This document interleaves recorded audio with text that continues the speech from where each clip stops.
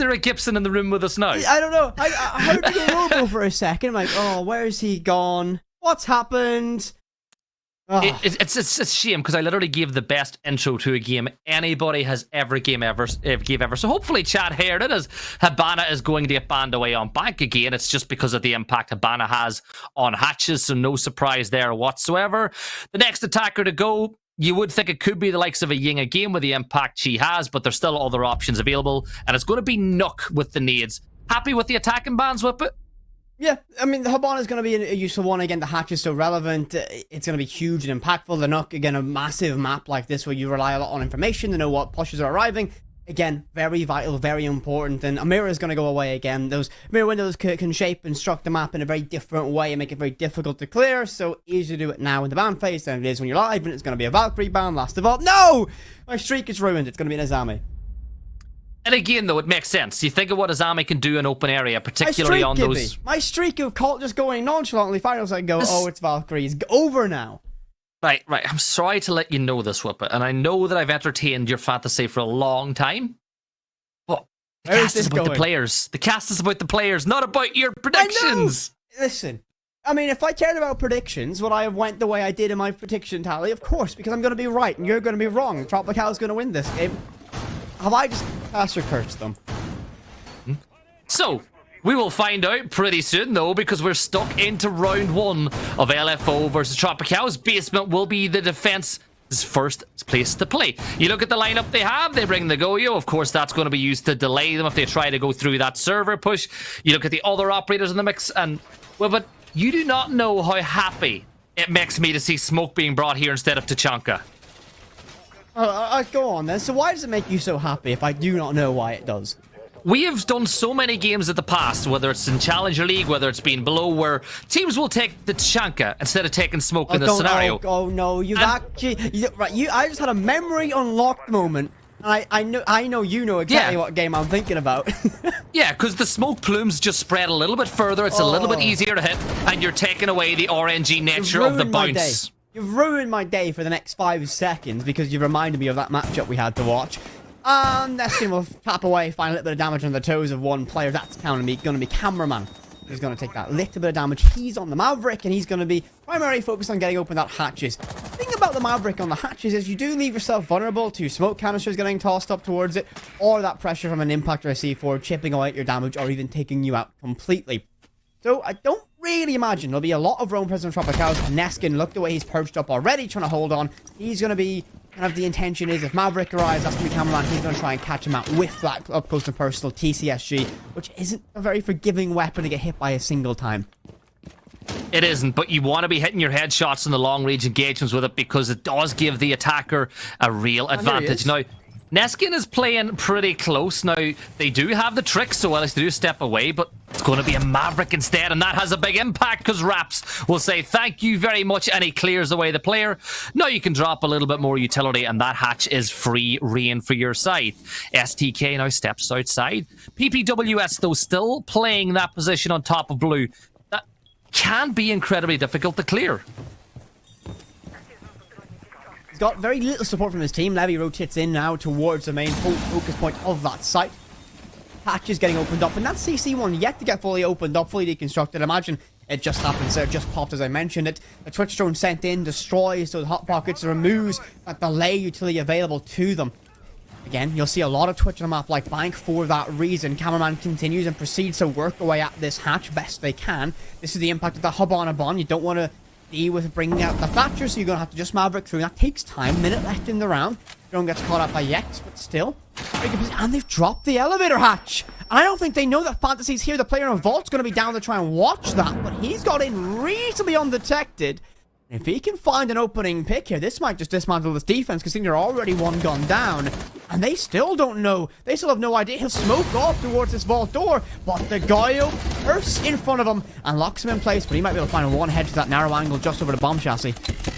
I don't think that they popped the Goyo knowing was there. It was a precautionary measure. 2 kills come in from Fantasy and Cameraman now, making it a 5v2 as Daffodil gets the case down. C4 brought out by STK, but he needs to shoot the kill, and he can't. Swag and Raps clean out that one. Flawless round 1 from LFO. And that was really clean, but once they got that kill to the player who was trying to trick with the Runegate, it was pretty much worst case scenario for Tropicals at that point. And the thing that we noticed about LFO yesterday, and from watching them, they're a side that whenever they start getting the rhythm going, and if they get it going early, they can start knocking round after round after round. So it's very important that Tropicals win this next round and do not give this experienced side any momentum in this whatsoever. They need to keep LFO within touching distance. They can't let them run off in the distance and try and recover that later on. Statistically, LFO, one of the worst defensive teams coming into this one, and Tropical, one of the worst offensive teams. So that will be funny when we see them swap onto that one. For the time being, things are a little bit more fair. Get ready, you're going to get jump scared by our faces in a second. Hello! Ah, scary is terrifying. Look at us. What a shame when you could be watching Brilliant Siege. It's a shame for us too. We were enjoying that matchup after just one round, but it gives us more time to talk maybe about both of these sides going, because obviously CDAPS and Jacob did a brilliant job of setting this one up. But again, it is a team that's relatively new, but the players aren't new. You know, the players and the faces, they've been here for a long time. You know who they are, but the team's only been together for a month. They're taking on Tropicals, been together a little bit longer, and you think the chemistry would be a little better. So here's where the question goes. Is it a case where experience is going to be better than a very good chemistry? Or do you think LFO have had enough time to start putting that together? I think LFO at this stage, they've had a lot of games played, and of course for every official you play, there's a lot of scrims that go into it, a lot of prep. They're going to be building that chemistry as a unit. So I don't feel, while yes, the new conglomeration of 5 players, I don't think it's necessarily the most key stat going into this one. They have a lot of experience. Of course, everyone speaks about Cameraman on that side. One of the most legendary names in this region, and can probably lead and build a very good team around him. The question, they just haven't performed the way a lot of people expected, and I don't think it's down to a chemistry issue. I think it's a fundamental issue to how they want to play. The game yesterday against NIP, was it NIP? No, it was MIBR. My mind sometimes slips. The game against MIBR and Chalet, they played a very fluid style of play that got penalized time and time again. Now, Blank tends to reward perhaps a little bit more of a rigid team that sticks within those procedures, that step-by-step system, and if they follow that, they should be in a good position. Tropicals, they didn't have a good outing yesterday, getting many rounds at all, but I still believe they have that potential in them to be able to get the victory here. It's not to have predictions after all. I think the big thing about Tropicals, though, is they've not played a lot of long games. You look at the results, 7-3, 7-3, and I think 7-2. 2 of those being losses, of course, being the 2 7-3s. So they don't play a lot in the course of this league so far. The pool of what we've seen from them maybe isn't as much as the likes of LFO, who've played a lot more rounds than them.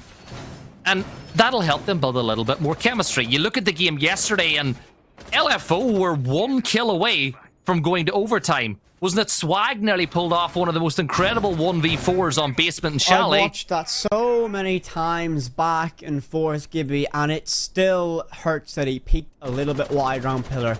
But this is the thing. They've played more rounds as a team than Tropicals, and again, you could look at it 2 ways. There's more tape on them than maybe Tropicals, or maybe you could say that they're more experienced. Either way, we'll find out at the end of this game. Yekt's playing inside of Archives with that shotgun again, so they're electing to bring that one this time once more. And it does allow you to play this long angle. Look, the 1.5x, if you hit those headshots, that TCSG is a unit. That wasn't the not the word you were expecting, is it? Expected you to use? That's not something I'd imagine in your vernacular very often. Fair enough. Nope. It's an aquifer situation once again, give you a feeling. However, I mean, of course, he's going to be locked inside of Archives Tellers. His main job is to hold on the bottom square to stop them getting that wall, or at least stop them or slow them down in that process. Swag will post up just outside of ATMs. We'll try and probe and fish for that opening, but we'll be patient waiting for information because there's a very significant lack of it from LFO. The Monty's in play. Cameraman's going to don that one, so they've taped one hand behind their back without that extra gun and rifle available to them. And Neskin gets inside of Semi-Desk and will try and peek out to get one.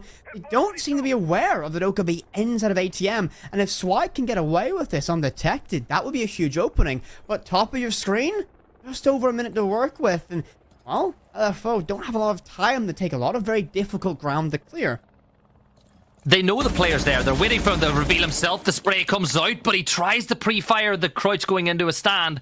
But the player stayed crouched, so no headshot found this time around.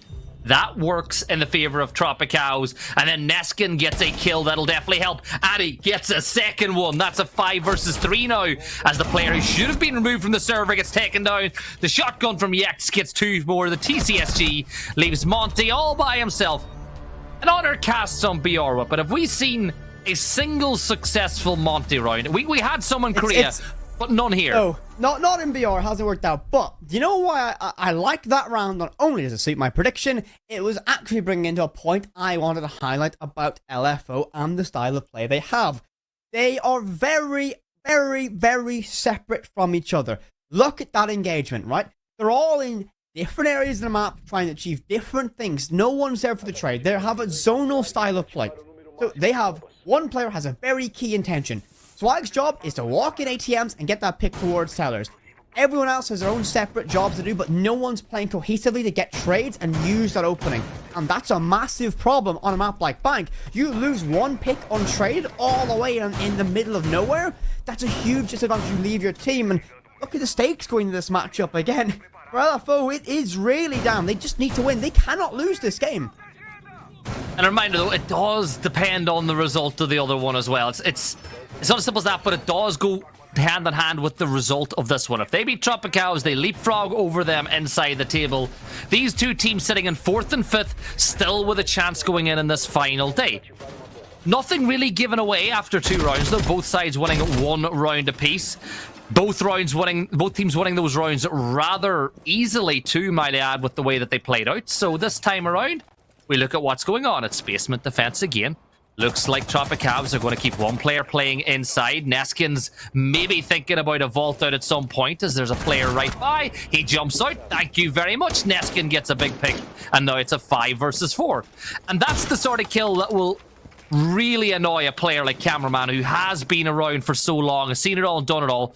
To get killed on upside down rappel on that window of all windows of this map would be frustrating. Yeah, I mean, that's going to be a little bit of a gut punch to receive. And again, while not necessarily an easy one to trade back, an untraded opening goes in favor of Tropicals. Can LFO bounce back from that? They need to win these next engagements consecutively. PBWS on the Warden shotgun, another edition of this technology getting sent to us. And well, Raps will go and try and get themselves into mortgage. Daffodil just on top square, look for something, but at this point the defense don't need to extend. The damage is done, the opening pick went their way. No reason to take a risk, no reason to get overly aggressive, so they'll just post up and do the best they can. Elevator hatches was opened up, they intended to hold it, but they've already fallen back. They'll be aware of this opening. You see that Twitch showing the pop that Goyo, and well, Neskin, a little bit of his own poison there, reduced to around half HP. That's big as well, because it does 2 things. It removes that Goyo early, which means that if you go for a late execute through elevator hatch, you can't get locked out. It also does some damage to Neskin, making him easier to remove from the map. So that one little bit of utility from Twitch could have a big impact on the late stages of this round, but it is still a 5v4. It is still a situation where LFO need to find a couple of picks out of nowhere. STK, it's had a pretty okay map so far, 1-0 after that little rehost we had. We did lose the stats from round 1. Wait for that to happen. But 54 seconds now left on the clock. It's all stalled out just a little bit. It's forcing LFO to push hard and fast with it. We have information the player inside of garage for PBWS is going to fire away and get one on the Raps. Again, another untraded, another untraded. Oh my god, it's going to be an explosion. Tropicals get everything lining up their way with 35 seconds and 4 to find. An ace clutch required. The case is cold in deep enemy territory. Might be able to get 1, maybe even 2, but I imagine it would be a miracle if Tropicals throw this to the hands of LFO. So I think time will slowly whittle down and a little bit windy with that DMR. Neskin gets the confirmation in a second round for Tropical. You know what happened there a little bit? The 2 targets came on a screen and he didn't decide which one he wanted to take. He kind of shot in the middle. He's like, oh, yeah. No, 2 people. I'll send the bullets downrange. Or it was just a bit windy in their player booth. It wasn't like the lineup that we got yesterday, was it, in basements? Not where we got bit. the most perfect lineup with 2 players where just 2 shots completely ruined the defense. We will move into round for, of course, Tropicals leading 2-1. No surprise there whatsoever, though, looking at what history would tell you about Bank. 2-1, no problem whatsoever. We move up to the top floor, and again, but we talk about what we spoke about yesterday. If you want to play on the windows, you need to take control of that lobby. You need to control main lobby because you can't let a defender in there. So reality, you're utilizing 2, maybe 3 players of your lineup if you want to execute that way. I'm curious if they're going to stick the blitz in this situation, Gibby. Because when I saw that blitz, I was going, oh, maybe we'll go to open area, and that would be a little bit more of a predictable read of where you'd use this operator to break a line very aggressively. But they're going to stick it for CEO and Office. And I'm not too sure what they're thinking with this one. I'm very intrigued to see where they'll send it. Whether it'll just be aggressive from Square to try and push directly to get control of Janitor. Because they'll have a lot of window pressure. The double Claymore, look at this, they have 4 of them available. They'll set them on the base of all these windows to ensure Sophia's primarily safe to do so. How are they going to enable Raps on that blitz? What is their intention there? Because this could be a very explosive initial entryway into site, or it could fall completely flat. The Tropicals are ready to react to it. Are you feeling stock Janitor? I am feeling it just a little bit. I think that's what the intention is going to be. So, cameraman gets on the floor. As you know, there's a player playing on the shield now outside of stock, so that's a little bit more information. That player could be taken down by the blitz, but again, you can't send him in solo.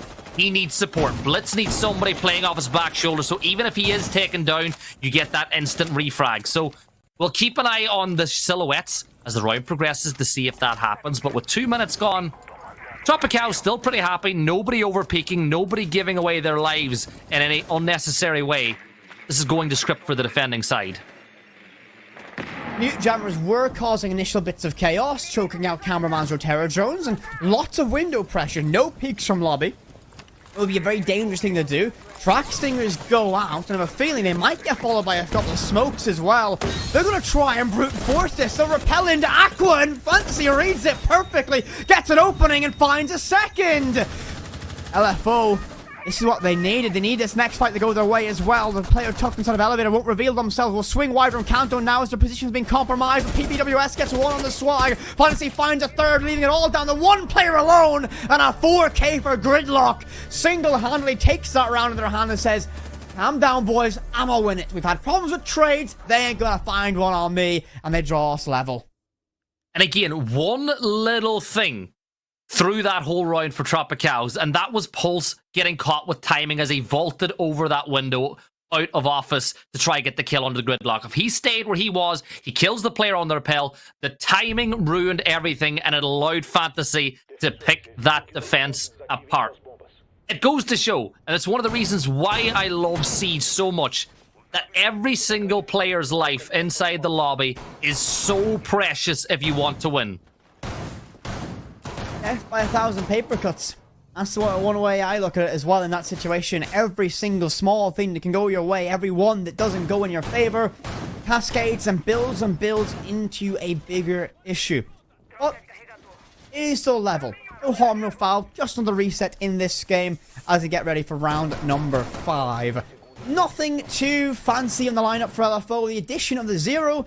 We've all heard about how Big ET would use these cameras. They have a fantastic drone network on a map like Bank. So that's what Fantasy is going to do. Likely go on the roof, set these all up, and they'll have a perfect network of information that will be able to relay exactly where, or at least catch out a lot of those very dangerous roamers that you might find on this site. You can take the man out of EU, but you can't take the EU out of the man. I love that you always find a way to reference something about those EU plays, and Big ET is probably, would you argue, one of the best Echo players in the world at what he does? Of course. Yeah, easy. No, I'm not biased. I'm not biased for the Koi boys at all. But it's a very difficult one to say. I just realized. So we move on to the round. We'll step away from that one because everyone knows this is a half EU, half NA crew as well that you got working inside of BR. 2 minutes and 10 seconds to go, and Raps is going to play it safe as he opens up that quad wall from the window as he looks down, keeping his life a little bit more protected, but not for too long. STK jumps out the window. Now he's going to try to battle this one. If he gets anything else from this position, he'll be doing well, but he got rid of the ace. So he's in a 1v1, backs himself in a corner, taken down. But still, I'd say the rollout was successful. You got rid of the ace. Wasted a couple of extra seconds as well. He was cautious and aware enough to peek that one out and check if he's going to get held from ATMs. They've walked a Monty in the bottom square, at least by electrical. That's going to be a problem. And again, Cameraman can gather a lot of information in this situation, but there's not a lot of blue silhouettes flanking him. They're all a little bit separate. One player still on the roof. They're trying to drone get that information, but they don't have a substantial amount of control upstairs, nor have they displaced anyone inside of archives and tellers. And two bodies now fill that key area of control as Fantasy finally steps in and controls vending machine, and the rest of top floor goes now in the favor of LFO. But just over 60 seconds to work with, and well, Daffodil nearly finds one pick, takes a little bit of damage through the wall, but not enough to really concern him. But Cameraman has just walked in. He's halfway done with the plant. He's gonna stick it. Tropical's caught napping. Cameraman won't get up from this one. A Capcan trap detonates. Fantasy's gonna be able to get one. PPWS trades it back, and just like that, we're down to a 2 versus 1. Daffodil, last one standing, will hold the cross, will read this play, but he's gonna lose his life to the CZ of all weapons. And we're going to see the lead return to the defense of Tropicals. 2 for the CC, though, in that round. PPWS comes in clutch on the Thorn. One of the first few times I've ever seen Thorn winning a round on a cast with me involved. Nice one for the Irish there, but... It's a weird one to see on the back of her. She's got the Garda written on it. Yeah. Written on it. The police service of our wonderful island. It's a strange one, all right, but it is. It always catches me off guard. But you know what else was strange? How Tropicals just let Cameraman walk into kitchen and execute that plant. Now, I do think that he was aided by the fact the quad wall was open, so they couldn't necessarily step out to swing him in that position. There was nobody with a C4 in the postal code, so if they did swing, they had to assume somebody was in square that would make their life forfeit. What I love, though, was their reaction to once that case went down. They got rid of Cameraman within 2 seconds. If Cameraman stays alive there, it's a completely different round. Monty on the board with the case down is one of the most valuable assets a team can have. But you get rid of the Monty, and then the rest of the defense or the attack fell apart. We even saw a Capcan kill in the midst of all the action. When we speak about, when we talk about Capcan, obviously it's one of the most frustrating operators to play against in your ranked games, but in these moments where there's chaos clears. So what I imagine happened there is Cameraman used his years of experience and realized, I can walk in and plant and I can do it for free, and the rest of his team had to make that on-the-fly adaptions to get in the right position, and that's likely where that Capcan trap arrived from. And Tropicals reacted beautifully to that retake and got the job done, basically. Only way to say it. Not over yet, though. Last round of the half, and Cameraman first to fall. An STK peeks out, grabs him, and no trade, and you've lost your ace and your hard breach. 0-4 since the first round for Cameraman as well. It's not been the best bit of performance that we've ever seen from him, so now LFO, you need to fight an uphill battle. Oh, Fantasy! Beautiful. That's not the first time he's sat someone down tonight as he gets that opener. He's going to step further again as well as he uses those Ostis shields to get some information. Swag makes it a little bit easier. It's a 4v3 now. Neskin takes a bit of a beating elsewhere as he drops down low. He does take down Daffodil, though. There goes the Monty. And we're back to a 3 versus 3. The barrel of the guns will do the speaking. Here's the thing. Neskin controlling this position. He can chew down a lot of that time using those canisters. Fantasy gets himself another one, but he's still got another player to deal with inside of Big Garage, so him and Raps are going hunting. 3 versus 2, strong position, but the next engagement could decide this round. Tropicals can find it. That will very much upset the rhythm of this one. Yex replaces Neskin on that ace chassis. More HP to work with, so he can scrap and brawl just a little bit longer.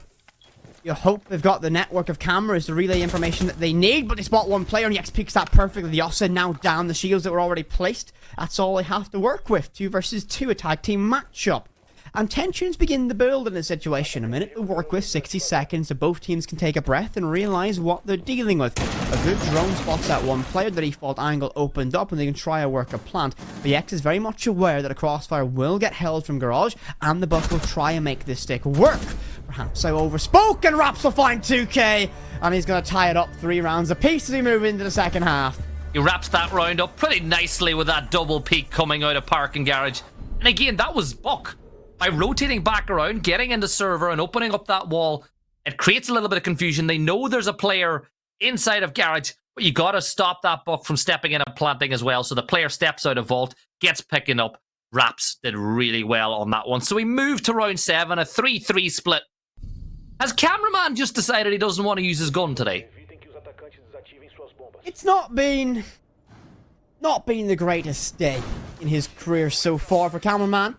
But yeah, he's on the Clash now. I think right now this is the decision, right? Not every game can every player turn up and hit every shot. So Cameraman's went, right, I'm just going to get on the Clash. I'm going to waste time where I can and be a massive resource sink for Tropicals to deal with. Now, the interesting thing about this side swap and the fact that we went level going into it is statistically both teams are now on their worst side. You were waiting for that one. You couldn't wait to talk about this. Is this going to be a change of the tide for one of these teams? Or is this going to be, let's just say, a whimsical half of Siege? Well, something's got to give. One of these teams has to, I would say has to win on the site, but really, no, we can get another 3-3 split and go all the way to overtime, which in reality doesn't help either of these teams' causes.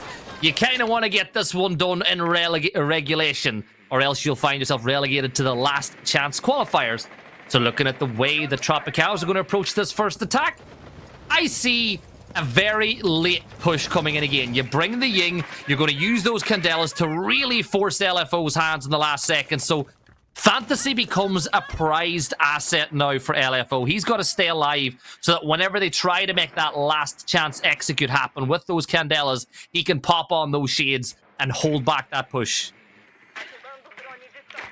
Tropicals taking their time in this early stage. Drones scurry around the map. They'll find what they can. And considering the confidence they are now moving within the map, they know there is no roam presence. They can begin to work through this map best they can. And an interesting use of one of the very limited resources that they have on this side to open up this double reinforcement looking towards Marble Stairs. The intention here is very basic. They're going to try and hold that flank, and player on blue stairs with that shotgun is going to be the attention of Levy for the time being. I believe that hatch is reinforced to give that extra coverage, and they've got Cameraman inside trying to waste even more time. Habana ban in full effect. No one's going to bring up that Thatcher in this situation, so let's go the long way around with that Maverick, and it is eating into the available time for the offense to use to make this execution work. And dealing with a clash inside of servers, this could be a very, very difficult last moment execute if they go for that blue side hit. If LFO get the first pick, Clash becomes so much more powerful as well because you can really frustrate the players. You can see PPWS taking some damage, but that's just from the Electric Clawed hatch. That's just a case of him trying to get it open. But with a minute left, it still seems very slow. Like we're down into 50 seconds now, and they're still only getting hatches work or opened. They spent 2 minutes clearing a map where essentially nobody was roaming on, so it's really wasted a lot of their time and fed into the way that LFO set up this defense. Neskin has dropped inside of Elevator and brought the case with him. He'll get rid of that proxy and the default camera, but he'll use his Candelas to try and give him some space, but the smoke will compress him further back. And this is a real problem situation as he holds the case. He has that win condition. And the top of your screen doesn't lie. 20 seconds. And it's all down to this one. It's going to get scrappy as both teams get ready to go brawl for brawl. Cameraman will get one with the second. His smoke will choke out Neskin. SK gets aggressive with the DMR. Charges in the locker, but only shut down. The confirmation swings to your feed. LFO get a near flawless round. And you know what would simply fix all of these problems, Gibby? You know what? One single operator would have made that round so much easier, and he's not even banned. Thatcher. Thank you for reading my mind. I panicked. Whenever you delayed your answer by that long, I was like, did I just let you down? Did I say the wrong answer? Even though I knew that I was right, I was like, you can't leave a man sitting that long on the answer. You know this. I have to build suspense. I have to make you feel like you've said something completely wrong. Otherwise, I've got to torment you every way I can. I was waiting for us to find out. We'll find out right after this break, is what people like to do in those scenarios. But we move into round 8 now. LFO take the lead. They're winning 4-3. You get the feeling that if they can get a 2-round lead, even with their struggles on defense so far, once you get a 2-round lead on defense, it really eases a lot of the pressure on that defending side. It also puts them on to round 6, which means they're on match points. So there's a couple of benefits if they get one. Well, actually, the next one put them on 5-3. Why did I try maths? Why did I try maths? Gibby, have I just heard you just the wonderful analogy of win round, win game again? How? No, that wasn't 2 days in a row. That wasn't the logic I was going for. My problem was I said win 2 rounds in a row. I reject your reality. I have substituted my own. That's what you said. You can't change my mind. Not this again. Not this again. Anyway, Neskin looks to play on top of the windows, playing on Zofia. He's going to prepare himself in case anyone does jump out the windows. The one thing I don't like about putting those claymores in that position is a good player is going to get that kill before they hit the ground. So they're going to get their 1-for-1 trade. Okay, that's true. However, oh, there's a counter. It's still a 1-for-1. You know? You gotta but not all 1-for-1s are equal. You have to remember that. You gotta get your Joe. You gotta get it. That's a reference that LATAM people will definitely get. Everyone who should get that back from his little stint inside of EUL many moons ago. However, SDK harassing. I wish that Twitch drone looks to have a little bit of pressure trying to find utility to burn away. Can't, but smoke cancer will get sent out. Then Swipe just peeks Levy on the window. Huge read. And gets the job done, opening pick in favor of LFO. No trade. Tropicals have walked the Monty all the way up to Banana. We'll try and tap away. The hip fire, looking for a bit of luck to go their way. Oh, this is a horrible angle, and below pressure arrives. Monty's got nowhere to go. Between a rock and a hard place. Dodges the smoke cancer. Luckily, we'll try and pre-fire, find some damage. Not lucky enough to find the head. And this is a nightmare position to find yourself in. So early reads the player inside of Kanto, but I have a feeling Monty won't last too much longer, and I'm exactly right. Raps is going to be a fine. That gets in a 5 versus 3, and it looks like LFO will find themselves that 2-round lead they so desperately want. They keep up this pressure, as Tropicals are yet to find a single trade in this round. The one thing I like is nobody from LFO got too greedy there. They knew Monty had his back turned to sight, but instead of risking a player getting picked by one of the players on the windows, they just kept that 1v1 fight in office going because they knew that when you have the number, you don't want to give away anything for free.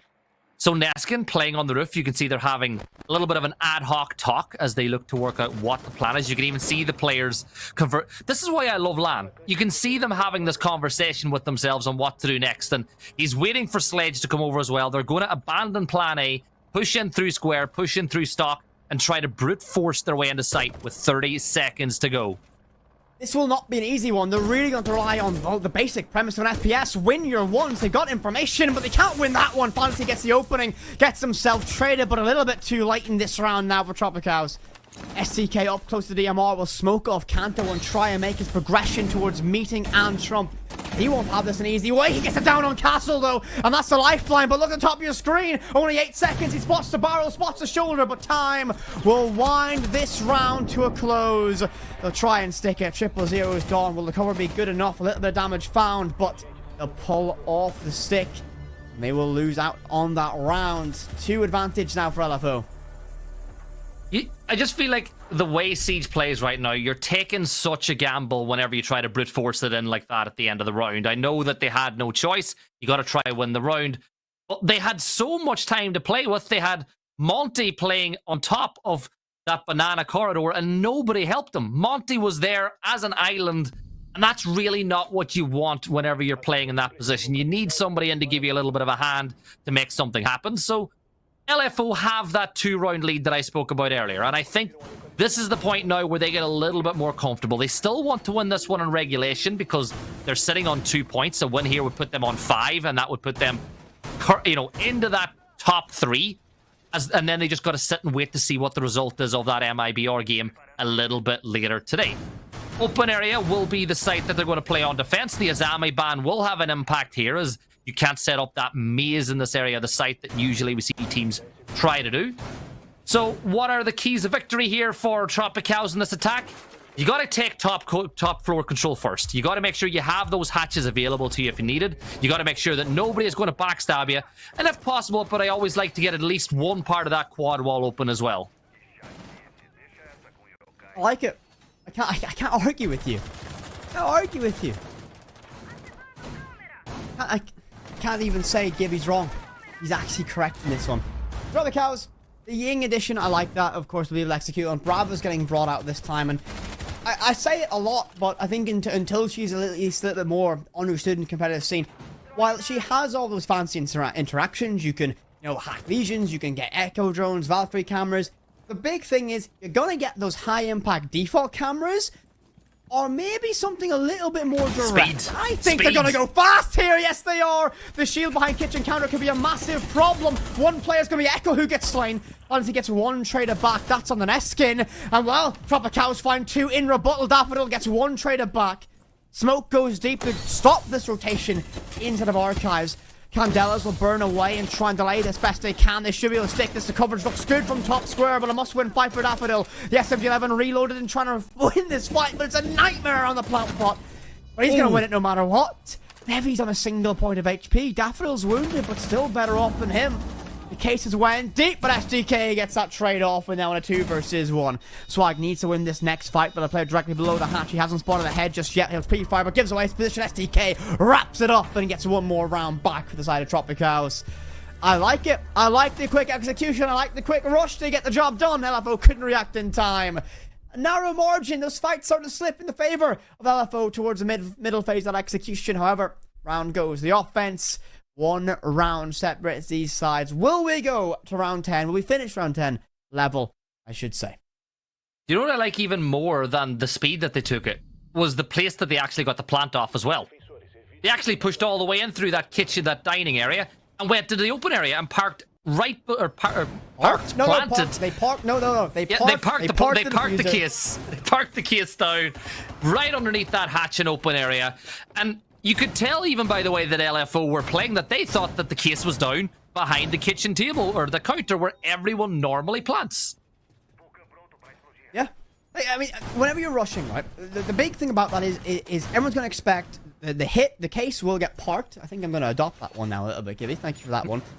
They're going to try and stick it down where they get in. It's the easiest thing to do. A lot of teams kind of have that kind of see red. We've hit a rush. We got our opening picks. Get the case down. Try and win that win condition and worry about the post pump later. They pushed a little bit deeper, a little bit further on, and it had that moment of disruption, that moment of where is the case, guys? And we don't know. And in that moment, they're still trying to worry about where the case is and as well about fighting their engagements. Very well done from Tropicals. Nearly less well done here. Vaults in Printer. Takes a lot of damage, knows what the threat is, and both players will kind of regret that one just a little bit. But again, it's more aggressive. They're trying to get into the building a lot quicker and cause problems for LFO because of the way that they roam. You get that opening kill very quickly, and it puts things into your favor. So Yex now is going to open hatch number 1 as they've fully secured the top floor of bank. Now they're going to work on securing open area, which even though STK didn't get a kill, I think just by getting in that window very early, but he gained control of ground floor for Tropicals. Yeah, I mean, I think LFO wanted to hold on a little bit instead of open area, but that initial very fast entryway slowed it down. Cameraman once again dons the clash inside of server. We'll look to try and delay time in that latter stage. Blue hold, and this is the exact same that we saw previously on that basement hold from LFO. It worked out very effectively for them. Can they rely on that same level of time burn? Once again, because I think Tropicals are really reasonably aware that they have full control upstairs. They don't need to worry about it. And this was the primary thing that slowed them down. Opening up these hatches best they can. The top cover was cracked open. Finally, EWS gets through the rest of it. And now that is CC hatch opened up and available for them to work with. And begin to think that will put some pressure on the players inside the server, especially that clash of cameraman. A Fantasy now parked up inside of the garage. See, do you like what it did there? I used it to transition into that one as he's playing in this position. Neskin inside of square as well, but Clash is the player they really need to clear out of this position because it's just a nuisance, a thorn in the side. You want to get rid of it as quickly as possible because you can just slow your push. Goyos have been popped. Yex is going to drop that one. Yeah, I think you're right. The smoke has been dropped, but still they delay. Warden pops the glasses, and now he can see directly through that window. There is a player just above, and he gets into the gunfight, but misses his shots, and he's forced them behind, and Neskin gets that one. 5v3. Now it's a very tough situation for LFO to push this one back. Tropicals looking to draw the sides level at 5 rounds apiece. Daffodil steps towards red. He's got smoke canister still in his back pocket, but Levy's going to go for that execute now. Here's the smoke being thrown, and this is exactly what he said. You said he can stick it, and he does, and he takes over, but whip it. It's a 3v3.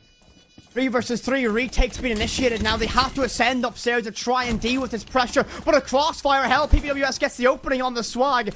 His position's compromised, but that flashbang will buy time and critical space. Raps needs to win this one in server rack, but the player is tucked deep inside of blue. He'll be aware of it, but has a nitro to work with. Neskin gets one the daffodil, and surely this point Raps is in a little bit over his head. Confirmed shut down by Neskin. And round 10 gets us to a level playing field. Once again, we go 5-5, meaning we will need all 12 rounds of regulation to crown a victor, and a timeout's been called by LFO.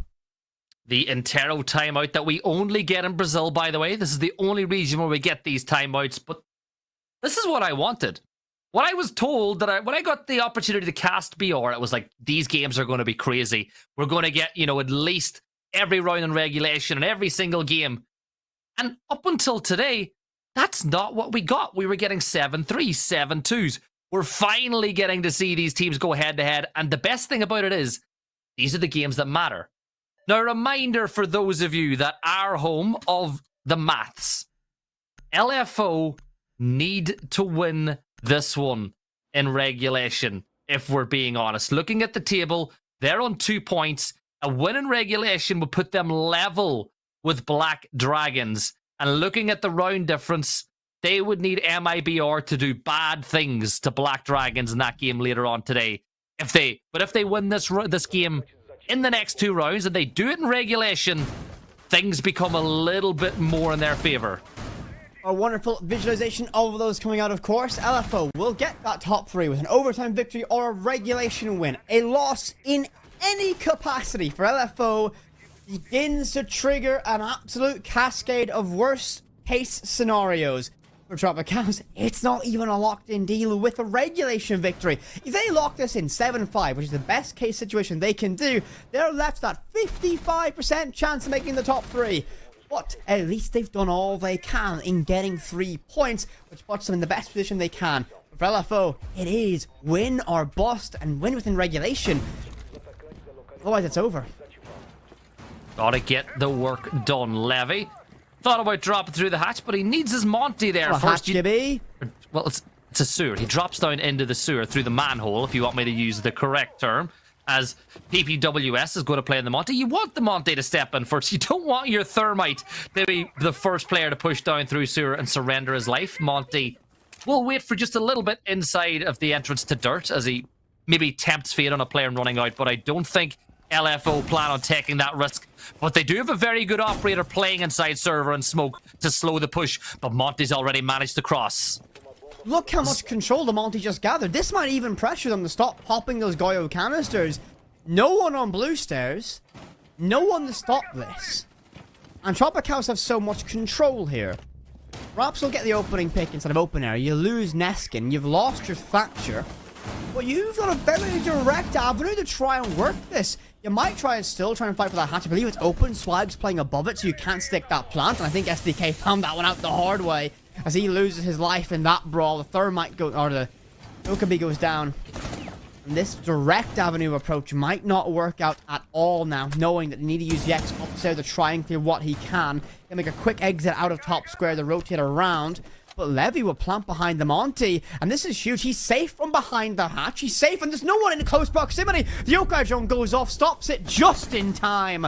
But they've given away their hand at this point, and the 3 bodies of Tropicals all stacked up in server with a lot of time to bait utility. I don't know how this can go. That plant was close as well. That was very, very close to going down. Yet timing does have the intel on the fact that Valk is playing. Oh no, he does a little bit of damage to Levy. That could have went terribly. It's gone even worse though, as Fantasy is able to take him down on the peak. And Fantasy goes hard again. It's now a 5 versus 1. It is going to be taken back by Monty. But in this 4v1, Monty's a little bit isolated. There's nothing he can do. There's an echo, there's a smoke. I think Goyo will get into the stance because he wants to, because he has a little bit of fun. Raps gets the kill. Well, but I was told that we don't live in a fantasy world, but this is a fantasy world and we're all living in it. You've been sitting on that one for a while, haven't you? 30 seconds. No, I know you have a whiteboard of these written down that you're slowly going through to drive me more insane. But yes, it is not really a fantasy at this point. They get that round, and they get themselves on to the very important regulation match point. So, for LFO, they want to win this game. They need to win this game to continue their potential. For Tropicals, it's a massive blow. This is, without a doubt, the fact is you can only, at max, get 2 points from this game, and that percentage of you making the top 3 has dropped down. There is still a chance, but you need to get the victory. LFO are 1 round away from really putting the pressure on, I think, ruining the day of one of these sides. It's going to be a tough one to take. Whatever team loses this game now from this position is going to be really disappointed, because Tropicals, they lose. They're into the LCQs. They got to pack their bags, reset their mentals, and get ready to run the gauntlet. LFO, they win this one. They kind of build their momentum up a little bit even more. Yes, they still need a result to go their way in the MIBR Black Dragons game. But sometimes the team that sneaks in to the knockouts is usually the one that can cause the most surprises. Yeah, I agree. It's always that like little underdog story. They can have those big results. The drone network secures open area reasonably early. Don't need to put anyone there for the time being. It's an upstairs take. I'll try and do it, I think, a little bit of a direct approach. Stock windows opened up early, and the opening pick arrives on Fantasy. Tropicals get that, and that's kind of huge. They spot one of the yokai drones, and they'll be able to take that one out of play, and they've done so effectively. Huge loss of an early pick, and a massive bit of utility. You've lost Fantasy, who's 12-9 so far, putting in a shift, as well as you've lost that potential C4 he's brought to the grave with him, the only C4 LFO had available. That's a big point. That actually is huge in this one, because we've seen LFO using utility, or at least tempting to stop the case from going down at times inside this game. So Levy now is going to open up that window to enable him to repel there a little bit later in the round if he wants to do so. Maybe even trying to bait one of those players to send a way out through. Swag takes a bit of a beating. Daffodil, though, makes it a 4v4 as he comes in with the assist. Things still tense in this one. 1 minute and 42 seconds. LFO need to hold out if they want that chance.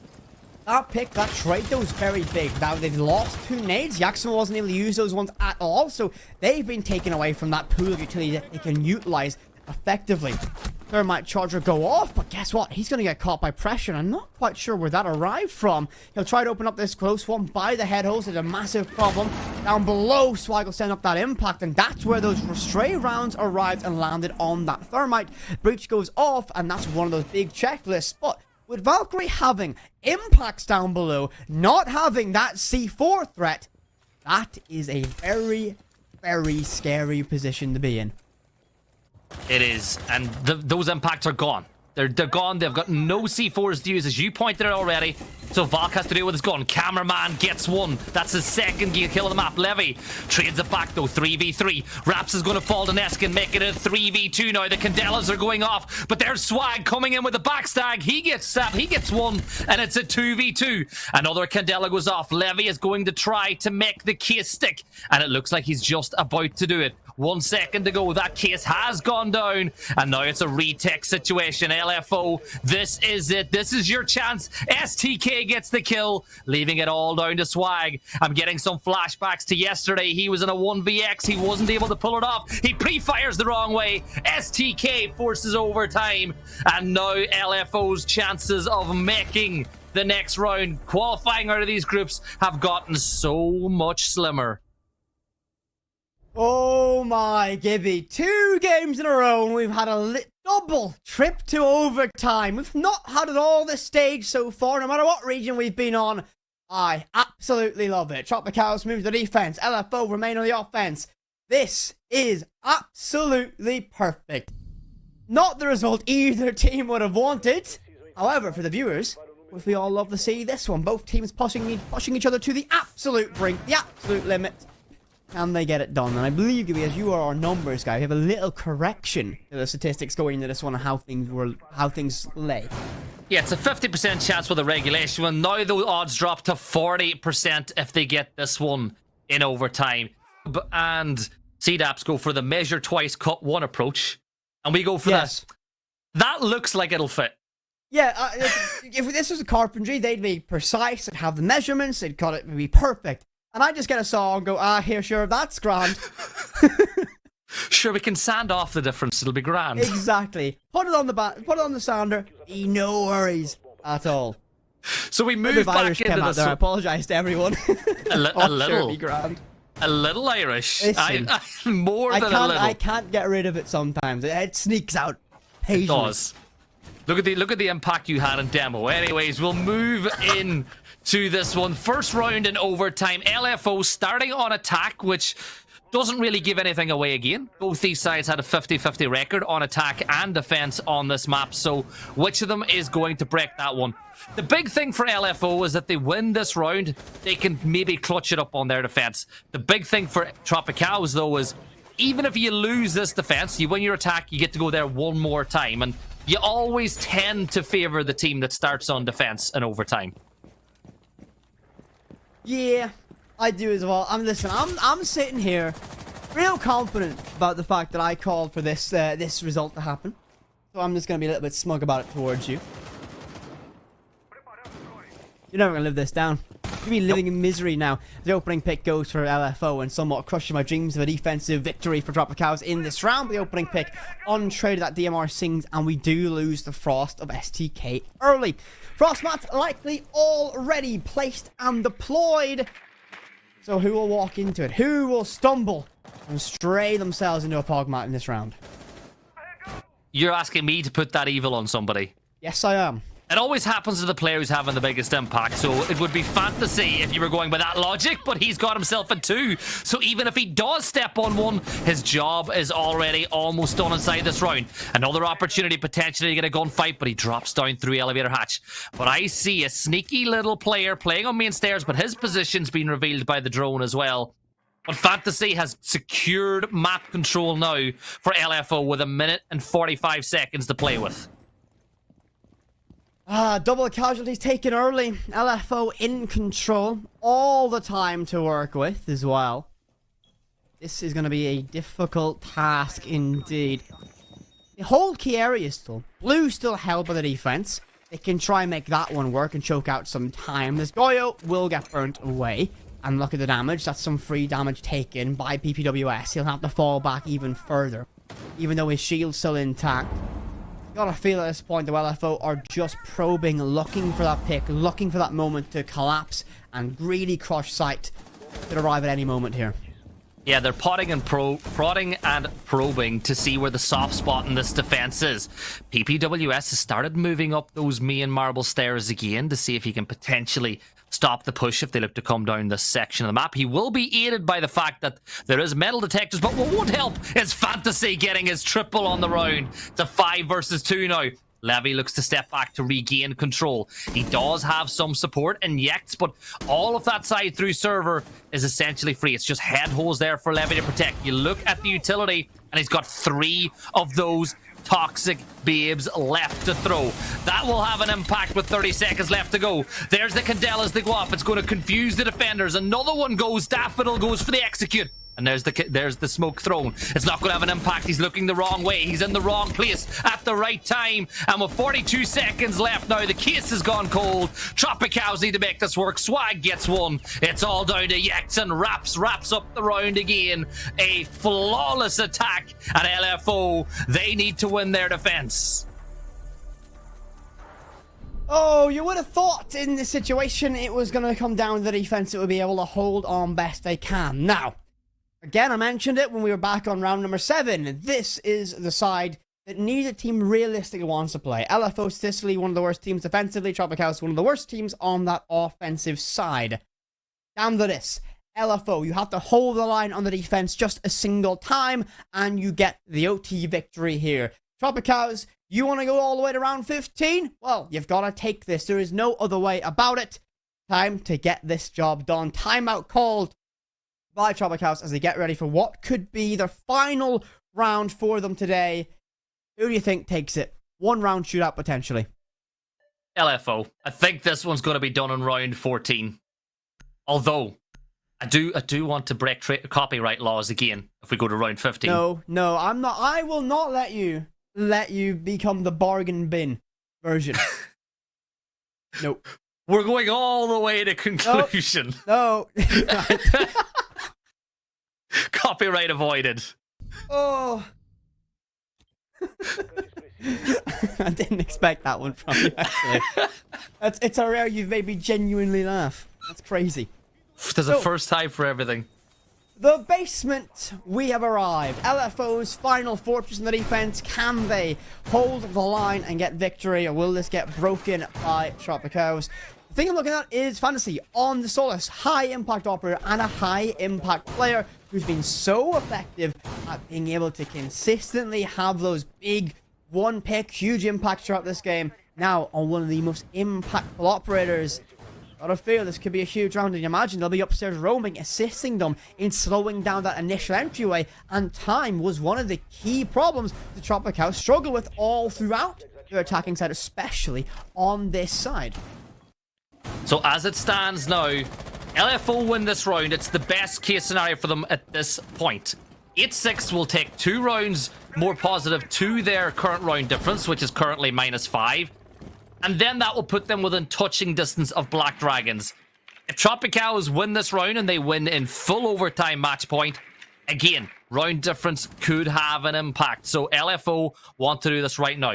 Monty being brought once more. You know what the plan is. We've seen the script before. They want to get server control. They want to get that wall open, and they want to use the Monty to try force the plant. On the defensive side, Smoke and Echo are there to do the complete opposite. They're there to counter it. You want to stop the Monty from getting in. You want to stop the plant from going down. That's why Goyo was there as well with it. Monty pushes forward, they'll get this breach open, and they have a lot of time. Now, we've seen them in this situation before, and everyone that went upstairs to try and fight their way through lost their life and left it down to a 3 versus 5 as they tried to brute force his execution. Fantasy can relay every bit of information and likely knows they'll intend to clear this position. This is a very difficult round for Tropicals in this moment because, well, yes, you're knocking on the door of sight, but everything else can go against you, and I think Fantasy knows someone is just around that corner. It could be huge impact here. He knows the threat will arrive from electrical. He's got the open hatch as well. They'll plant on the single wall facing server. That will be their plan, and spots the flank coverage as well. Oh my Gibby. Evie's gonna try and stick it. The first Yokai drone misses. Fancy drops in, gets one, the Neskin. He can't deny it. He's gonna choke out inside that smoke. The case is hot. And look at the damage done from those impacts at 30 seconds. So we go critical. Fantasy gets a huge shot to Levy. 5 versus 3. PPWS is wounded and low HP. And there's no coverage, and they've lost to Monty. Daffodil will tap away, but Yex will get one. With the long arm deep inside a server denied by STK. It's gonna be a flurry of chaos, and the DMR finds one more. But Tropicals on the Twitch. They keep your team alive and force round 15. You're gonna make every single shot count. He'll tap away and find one. With a long arm by Swag might be enough, and cameraman's coverage is perfect. LFO take it in overtime. I'm telling you, Fantasy is just built different. When I saw him on the LFO roster, I thought of what could be. I thought about the dreams and the way that he has played in the past, and he has popped off huge. LFO do not win the game without Fantasy and what he was able to achieve. And again, even though he got killed while trying to counter defuse, the way that he got aggressive